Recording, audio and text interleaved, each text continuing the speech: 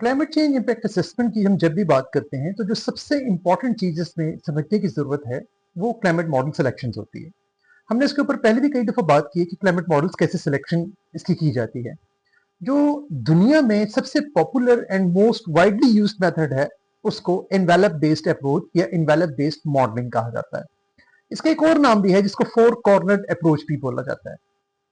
अच्छा, इसको four cornered approach इसलिए बोला जाता है कि नॉर्मली जो क्लाइमेट मॉडल्स होते हैं या वो वार्म वेट कंडीशंस को रिप्रेजेंट करते हैं या वार्म ड्राई को रिप्रेजेंट करते हैं।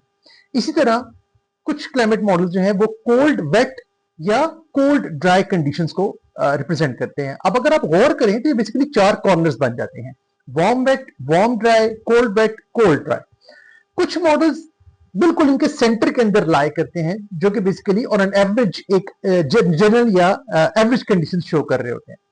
जब भी क्लाइमेट चेंज इम्पैक्ट असेसमेंट की जाती है और ये क्लाइमेट मॉडल सिलेक्शन की जाती है तो उसमें क्या किया जाता है कि चेंज इन टेम्परेचर मींस जो ऑब्जर्व्ड हिस्टोरिकल टेम्परेचर होता है उसका फ्यूचर के टेम्परेचर के साथ उसको रिलेट किया जाता है।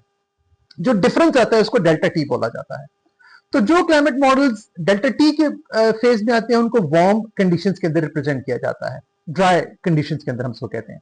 जो वेट कंडीशंस होती हैं नॉर्मली उसके अंदर डेल्टा पी का फैक्टर देखा जाता है। Delta P means change in precipitation concentration जिसको बोला जाता है। अब delta T and delta P these are the most widely used parameters के जिनकी बेसिस के ऊपर क्लाइमेट मॉडल की सिलेक्शन की जाती है।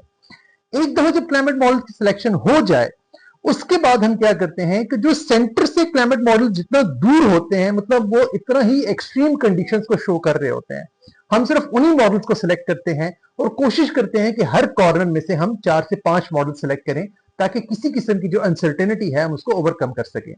Once the climate model has been selected उसके बाद फिर हम उस अपनी सिलेक्शन को मजीद नैरो डाउन करते हैं, फिर डाउन स्केलिंग, बायस करेक्शन के मेथड्स अप्लाई किए जाते हैं।